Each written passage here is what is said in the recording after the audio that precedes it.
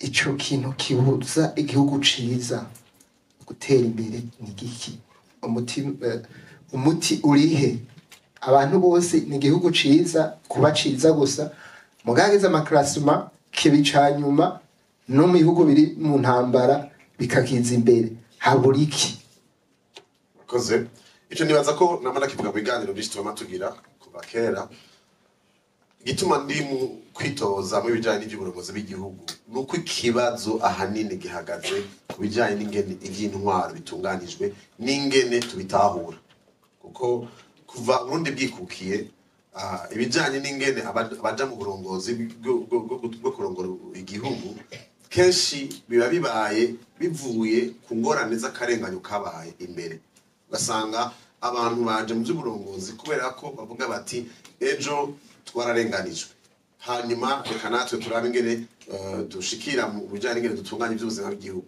Ugasanga dufise ingorane ko amatwo turatorera inyishu kahise hakwiyumvira ku gutegura kazoza.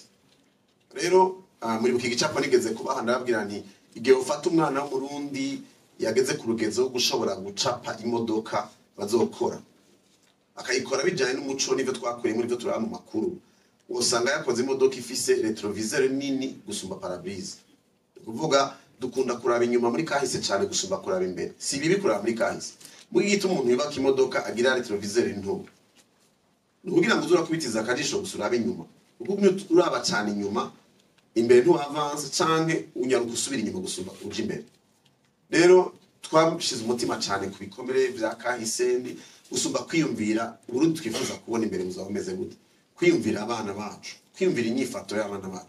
Mu yandi majambo ariko raba n'ibijanye n'ivy'imyamamazo usanga defarige twexagera tugasanga aho gukundisha abana ivyiyumviro vya kazoza bibazana gutera imbere tuko tubakundisha twebwe tugiye kwitoza gusumba kubereka indoto z'ubuzima bwabo zinge bashobora kuzishikamo. Mu majambo make je novuga ibintu bikurikira nuko kugira kino gihugu cogorora abari mu burongozi bw'igihugu bategeza kuba abantu bataje gusa kubera ko bafise ibikomere gusa vya kahise vyo bagira camo, ariko ari abantu bariko bariyumvira kazoza, ivyo bavuga ivyo biyumvira bijanye n'ingene kazoza gakwiye kuba kameze. Biva mu bumwe. Iyo abantu badashize hamwe, iyo umwe wese akwegera ku ruhande rw'iwe akaja ku ruhande rwiwe, naho twomara imyaka amajana izova duteye imbere. Abantu bari batandukanye mu rukoba mu bwoko no muri kimwe bihugu, ariko hageze gukora ibijanye n'iterambere bose bashira hamwe. Mu myamazo yose nagiye ntanga akaruka igihugu kibanyi cacu. Ico gihugu kuva navuka gushika nkure sinigeze mu intambara, kandi uriko urakiraba abantu barabaho neza. Ico gihugu ni Tanzania.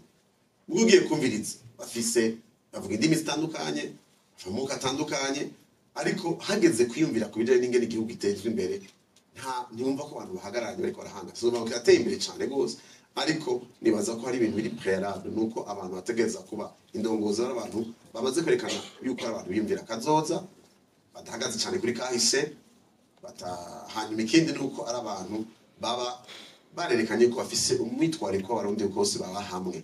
Iyo urinze wumva umuntu akakubwira ati twebwe ni twebwe byiza abandi ntibabi abandi bigize, ivyo byagiye bizana akarengane kuva kera, ntidushobora gutera imbere twama two turasubira hahandi.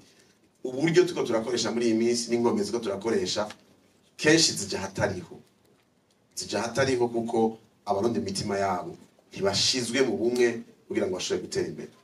Ndagiza kuri ico kibazo mutandukanye ku kintu cerekana ubutunzi Imana yahaye igihugu n'abantu ha mu gihugu.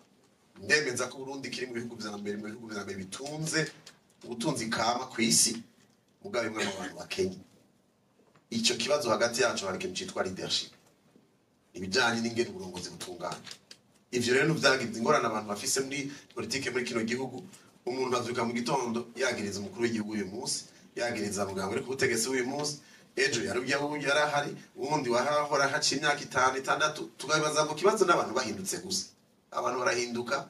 Je maze imyaka ndi active nkora muri kino gihugu, nabonye ya president beje ubwo ubuzima bw'umuntu ajya aramunzu yatsikijemwo yatetsemwo impene zibana nawe mu nzu aryama ku kirago hasi, ntibuhinduka nuko umuntu yahindutse hejuru mu nzego zo hejuru. Bivana nuko abariko baratunganyiriza mu gihugu bafise capacité.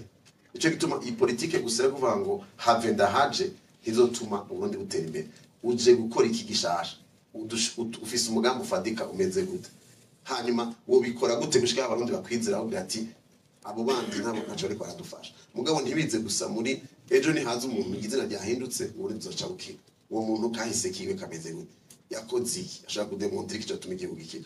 Jewe ku ruhande rw'iwanje kubijanye n'ivy'igitoro 70% vyagenze neza, ariko 30% ntibyagenze neza ngo tuba tuvyifuza. Mugabo mba n'ikibazo kiriho muri rusange.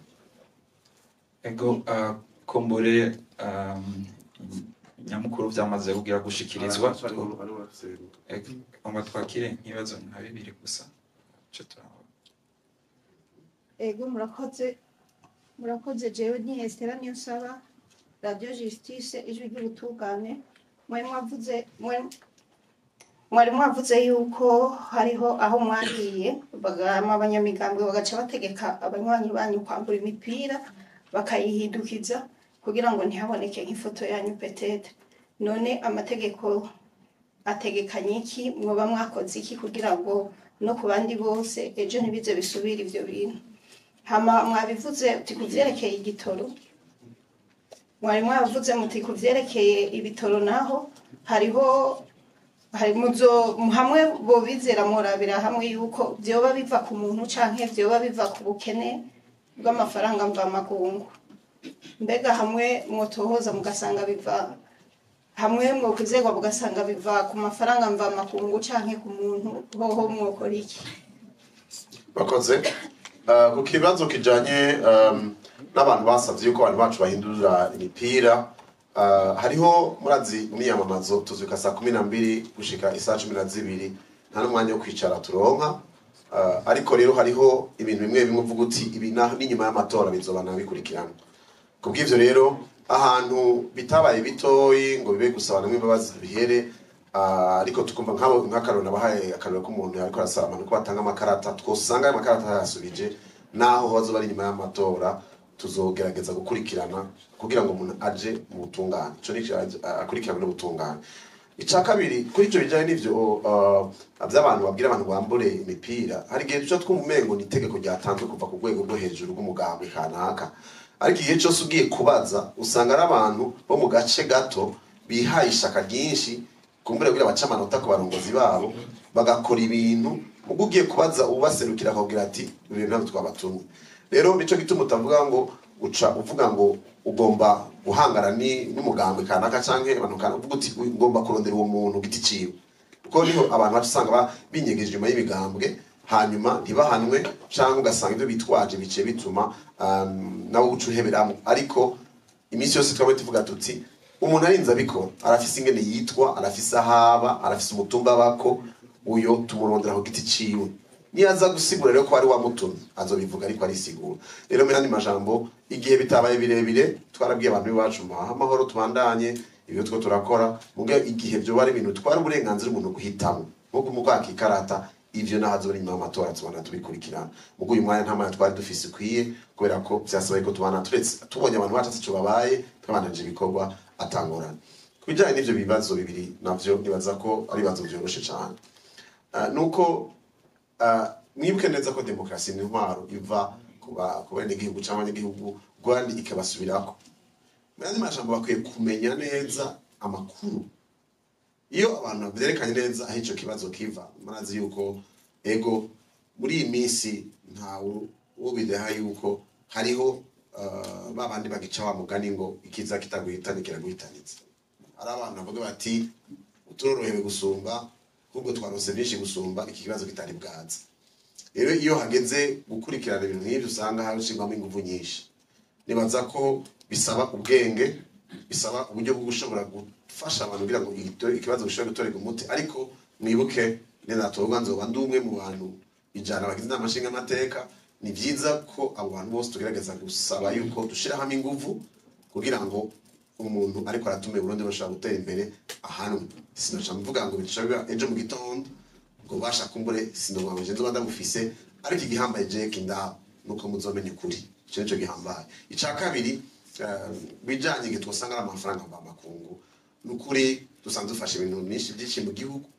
Hariho umuntu aba afise ibyo gukora gucuta ashobora kubaka n'abantu hirya no hino mu gihe twosanga aricyo twoshobora gutera kugira ngo uburyo bw'abantu baza nk'abo twita ba investisseur gushobora gufasha kugira ngo ibibazo sico gusa nk'iby'ibitoro n'ibindi bishobore gutorerwa umuti ivyo umuntu azogenda abikora kuko nibyo byo gukorera igihugu kubw'urukundo umuntu akunda abarundikazi rero nibaza yuko ivyo hageze umure muzosaba tugire ikiganiro murabe ibyo umuntu azoba yamaze gushikako ariko hanini nuko abantu bamenye ukuri hanyuma umuntu agaterera icyo ashoboye itugume tuvyitirira umuntu umwe babiri batatu ariko umwe wese avuke mu gitondo avuga ati nduruhara rwanje nduruhe kumenyesha amakuru nduruha maze nkamenyesha amakuru kera twari tuzikorera baduhizo nkuru bagakutohoza bakaduha amakuru ariko usigaye usanga bigarukira gusa kuvugira muri rusange bati nabanaka bavyishe ibintu byapfuye ata muntu atuzana gutahura neza ngo byahereye he kandi abamenyesha amakuru nabo bafise mu ruhara bagarutse ku bijanye n'ibice 40% mbega mwibaza ko muzoyaronka ubwa mbere ho nta muntu azi ubwenge afise muvuga uburyo gukora ibindi bikorwa yohaguruka ngo aje kwitoza amaze kumenya neza ko azomusaba ibice 40% ngo agende atware caution atware ibisabwa atari ukwizera ko 40% azobironka kuko twagiye twizera ko bizoba byahindutse hanyuma nababwiye yuko ugiye kwitoza je nagiye kwitoza nifuza ko 40% nibaza ko ari ku muntu wese avyiyumviye rero wifuza 100% 40% sivyo vyinshi byo tuma wibaza ko bidakunda ugenda wifuza kushaka kubishikako naributse ikintu kimwe mwaka wa 2020 nagiye kwitoza mu kibanza cy'umukuru w'igihugu byasaba 51% 51% kugira ngo ushobore gutorwa imbaze ko narondera 51% kugira ngo ushobore gutorwa mu mwaka wa 2020 notinya 40% naho mbona ko biba biri mu akarenganyo bijanye n'ingene abandi basabwa 2%. Rero nukuri muri imyamazo ho rero byaratumye ndabyizera gose kubera ko ubwa mbere ho abatora bigenga ntibaza ku stade ntibaza mu bibuga wahamagaramo niba abakozi bibereye mu nzu ariko barakora bateka bategura bakeneye ivyo batumye bakeneye niba abaganga bari ku kazi niba abasoda n'abapolisi bataja mu migambwe niba abacamanza turavye gusa bashoboye kuza aho twari turi turabona neza ko 40% tuzoyaronka aho nta bwoba kandi ibinyamamaza baduteye intege gusumba igihe motogwa ibijyanye n'ivy'uburimyi n'ubworozi byoshobora gutunganywa neza gute iki nibaza ko nifuza ko tuzogirana ko muri kindi kiganiro gihagaze kuri bijyanye n'ivy'uburimyi n'ubworozi kuko ndabifisemo ivyiyumviro byinshi bifatika ubwa mbere ho mu gihugu aho atamahinguriro ahari mu gihugu aho ataba mashini yo kurima mu buryo bwagutse mwanya mutoyi ahari inguvu dufise zo kurima niza bakiri bato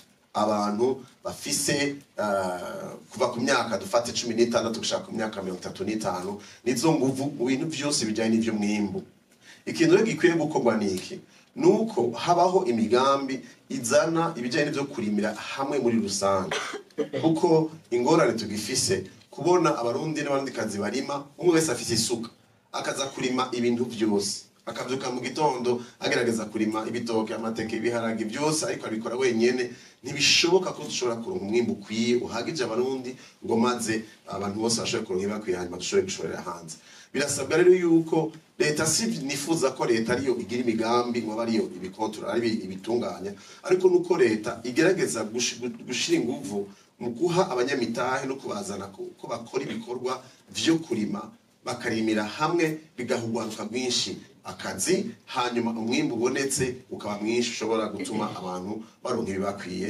hanyuma naho nyene abantu basubiye kurima ibintu byose agace kamwe bakarima ikimbuka cyane gusumba ahandi hanyuma hakaba ivyo kubihanahana mu bijyanye n'ivyo ubudandaji hagati y'intara n'izindi rero ivyo ndafise igicapo canke ivyo twamaze kwiyumvira ko mu gihe cyane cyane ariko nategura ivyo shikiriza abarundikazi mu kwitoza mu mwaka wa 2020 vyumvikana neza cyakabiri kwijanye n'ivyo burimi n'ubworozi isi ndimwa uyu munsi ishobora kwimbukamwe ivyo dukeneye hano usugiye kuhara mu matongo usanga hari amazu abantu baba hagati mu itongo nta kurusha kuzana umugambi munini aho umwe wese afise akantu kiwe kitongo rito rito ariko ararimiramo ni vyiza ko abantu mu mugambi ucukurikira bava mu matongo kuza kuba harya hantu baguma mu buzima bwabo bwa misi yose, ntuzoshobore kubashikiriza amazi, ntuzoshobore kubashikiriza amatara, ntuzoshobore kubashira hafi y'ishure, kubera ko umwe wese ari nyamwigendako aba ahantu kure y'abandi. Nico gituma ari guhimiriza ko abantu baja kuba mu bisagara. Siniko ndavuga ibigwati kuko hari ukuntu ibigwati byatunganijwe kera, bigatunganywa hatabaye kwiyumvira ingene abarundi basanzwe babayeho mu mico yabo bari kuva kera. Rero haba gutunganya ibisagara nkuko n'abandi baza bakabana mu bisagara bakaba hejuru kwitaba, maze itongo ry'umuntu ryose rikaba no kuvuga ico yo bashizemo mu mugambi uri kurakorwa, icyo twita comme action. Hanyuma habonetse uburimyi buza bukuza ko bukarima ahantu hagutse, umuntu akaronka inyungu bitarinze kumusaba yuko ari batiza kwirimira wenyene ku giti ciwe. Rero ivyo turafise ivyiyumviro bifadika biboneka, hanyuma tukiyumvira tuti mbega muri kano karere nibihe bintu badafise. Aho hakurya muri Kongo ugenda urabe n'abantu bake barima mu buryo bukwiye, kubera ko bafise ibindi bikorwa bakora, bafise ibijanye n'ubutara n'agataka, nibihe bintu bakeneye twoshobora kwimbura n'ingoga tukabashira tutarenze kurondera indege, tutarenze kurondera amato, hanyuma amafaranga avuyeyo akaza gusahiriza ibijanye n'ivyo burimi. Ivyo rero novuga ngo ndabifise ko ivyiyumviro bifadika, ariko nabimesha yuko turiko twitoza nk'amashinga amateka, hazoba ari gusaba kugira ngo imigambi iriko iratunganywa ishobore gutunganywa neza, ariko ibi ni ibishirwa mu ngiro n'abari mu bijanye n'ivyo uburongozi bw'igihugu mu buryo bwa executive canke abashinzwe intwaro. Ibijanye n'ikibazo c'igitoro novuga ijambo rimwe gusa. Ikintu abantu rundi bakeneye umwanya imbere yuko baronka igitoro, bakeneye isiguro y'igituma atagitoro gihari. Ico nico kintu ca mbere. Ahantu hose ibintu birabura kw'isi, siho hambere ho nyirabuze ibintu. Muga kwicara utazi vyapfiriye habuze iki, twokora iki twese nk'abarundi kugira ngo bitore gumuti. Ico nico kibazo. Ico je niyo ngorane mfitaniye n'umuntu wese yitwa umushinga amateka canke ushinzwe kunserukira, atigeze agaruka kumbarira ati vyavuye aha, ikibazo kigeza aha, gishobora gutorerwa imiti imyaka 5, tuzogenda turatora inyishu 2% ku munsi, hanyuma ariko bigenda gutya. Nibaza ko ikintu ca mbere no kwihutira igihe ndoma mfise ubwo burenganzira bw'umushinga amateka, nuko abijejwe bose ngerageza kwicara nabo kubarondera gutahura, hanyuma ngasigurira abantu we n'abarundikazi ikibazo niki, nihangane canke tumenyere tugenda n'amabisi canke tugenda n'amaguru canke tugerageza ingufu zose haboneke uburyo bukiyunguruza budasaba igitoro, ariko habeho ijambo rivuzwe n'umuntu yatohoje akamenya ikibazo ico arico. Ariko wiranze tukara mu karere turimwo vy'ukuri ikibazo sigitoro kibuze, ikibazo sigitoro kibuze. Yego niko turazi ko ndagoze igihe tubwira ko ari ikibazo c'amafaranga bamakungu dukoresha mu kuza kurangura ico gitoro abuze, abasigaye kwibaza nayo abura kubera iki, koko gwiki. Kandi nibi bintu turindire gusa ko umukuru w'igihugu azobikora, tutarindire gusa yuko abantu 3 4 5 yuko arabikora umushikiranganje. Twese umwe wese abanyamakuru twese ko dukora kugira ngo ico gitoro kiboneke, ko twese biraturaba. Nimba ari umuntu nawe atumye tukibura tumenye tumenye tuti vyavuye kuki, mbega abarundi bazifatamo gute igihe usanga arimwo akarengane. Hanyuma bati mbega hari uwabaje ikibazo avuga ati mbega ko muri kino gihe mu gihe cyo kwitoza ndiko bakaryo keza ko gushobora gusaba ko 40% bihinduka. Bashaka mwibuke neza iyo 40% vyavuye. 40% byatangiye kwiyumvirwa ko kubera ko hageze igihe abamwe mu banyepolitike mu migambwe badafise uburenganzira bwo gushobora guhiganwa bakoresheje imigambwe barimwo bahindutse abigenga. Hanyuma basanga nta tegeko na rimwe ribabuza gushobora kuba abigenga. Mu nyuma rero sinzi ingene vyagenze kugira ngo ntagire umuntu mu gitondo avyuka yari mu mugambwe acitwa wigenga. Mugabo rero bishigwa mu hatakwiyumvira cane cane abigenga bukuri, kwibaza bati mbega none uwoza nawe ataciye migambwe kubera iki yogwa mu mporero. Nkaho twavuga tuti bavuze bati umuntu avuye mu mugambwe imbere yuko aza kwitoza kubigenga bizomusaba imyaka 2 canke 5. Mugabo hageze kwitoza tugira uburenganzira twese bungana. Rero nibaze yuko nico ni kimwe mu bintu bisaba yuko abarundi kazi bose babatahura yuko ari makarengane, hanyuma twebwe tubaserukira tuheze tubisabe kugira ngo habe gusubirwamwo iryo tegeko. Ngomba ndababwire ko iyo tuvuga ko 40% nishurira hamwe n'uwambajije ijambo navuze Gitega, abantu baba ntahuye nabi kuko ndatahura iby'amategeko. Sinari niteze ko mvuye harya imbere gusaba yuko umukuru w'igihugu acagenda sinye ngo avuge ngo 40% nabikuye. mwibuke ko ni ingingo iri mu ibwirizwa shingiro kugira bihinduke bisaba referendum n'andi majambo hariho nabo turi kumwe mu bigenga babisavye bashika mukuru w'igihugu arasaba mugabo bagira yuko ni ikintu kibanza guca mu guhinduka kw'ibwirizwa shingiro si ikintu gusa umukuru w'igihugu avyuka ngo mu gitondo avuga ati je nabihinduye canke se niyo bihindura harashobora kwiyumvirwa peut-être muri se mu buryo bundi bwo korosha mugabo biciye muri cour constitutionnelle ariko si ikintu coroshe kubera ko camaze gushika mu ibwirizwa shingiro rero nibaza yuko igihambaye nuko bivugwa igihambaye nuko tugera ahantu aho iryo tegeko rihinduka kugira ngo ryorohereze bose ariko gende umuntu atemera yuko ibintu biza ikintu cyose umuntu yifuza bakimuzanira mu gifaransa version en plateau d'or zuko mu gitondo byuka abantu gaca kuzanira ikintu ngo barakorohereje nuko tubanza kuvyerekana ko bikenewe ubu nibaza ko tuko turavyerekana abigenga tuko turavyerekana abarundi ariko barabitahura kandi ndazi yuko nihagera bizoheza bigasubirwamo nk'abamenyesha amakuru muze murakurikira neza mutahure kugira ngo ntibave mwitiranye ibintu abigenga ntibasabwa 40% abanyamigambwe ngo basabe 2%. Kumubuke ko muko muravuga ibijyanye n'ama pourcentage abigenga basabwa 40% mu ntara bitojeje mu ntara ya Bujumbura hazotora abantu bashika miliyoni 600 sinibuka neza igiharuro neza bivuga 40% n'abantu bashika 700. Mugabo umugambwe basaba 2% mu gihugu cyose ucufata abantu bazotora mu gihugu cyose ugaca bashira kuri 2% ugacura bigitigiri cy'abantu ngere bazabangana rero nico gituma nagomba ngo ntitube have tubifata gutyo gusa umuntu ashaka kumva ntibice bisigura iyo ekara ngo turayumva ariko nibiharuro bijanye n'abantu bazo ariko baratora naho iyo pourcentage imeze gutyo rero umugambi ko bitoza mu gihugu cyose bateza gushora 2% mu gihugu cyose hanyuma gashara wigenga aho yitoje 40% hanyuma umugambi udashikanya 2% nta mushinga amateka aronka baronse 4% baronka 2 ainsi de suite hanyuma wigenga nawe aho yatowe aronse 40% agaca ashobora kurengana rero ivyo nibaza yuko ni ibintu bisa nibibabaje ariko jewe uko usanzwe meze bishaka kunshinga intege mbega abantu baje guca intege abatora bigenga mwarabamenye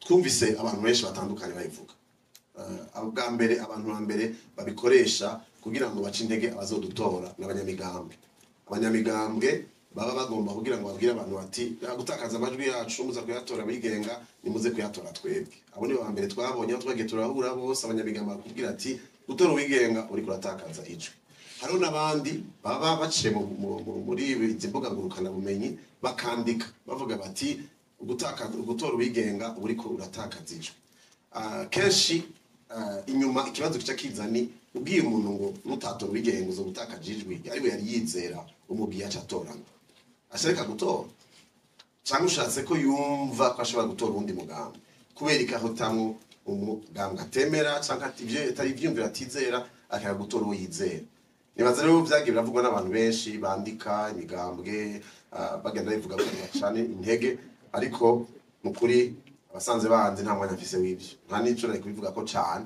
uko ndazi ko umuntu yanyumvise akumva ko anyizeye ko azontora naho ugenda ukamubwira iki naho umuha ibingana gute ntazohindura kubera iki uko arazi yuko ivyiyumviro tuko turashikiriza ni kubw'ineza yiwe so kugira ngo tumuronke kwijwi ejo ubuzima bwiwe buzogenda neza gusumba uko bwari busanzwe mbega murafise abazobaserukira mu bintu vy'itora ego nibaza yuko twaramaze gushikiriza liste muri CEPI yaramaze kwemerwa ubu ariko aradutegurira ama accreditation mu kigira imperuka neza nibaza ko twashikirije dushikana ku 1300 n'abakeye barenga ntiruzokwira kumbure 100% ama bureau de vote yose uko ni menshi ariko henshi tuzogerageza kwa dufise abazoduserukira twarabaronse kandi baza ko turi muri bake bafise benshi bashoboka kugira ngo baze kuraba yuko amatora ariko aragenda neza hanyuma tubwiye ingene vyagenze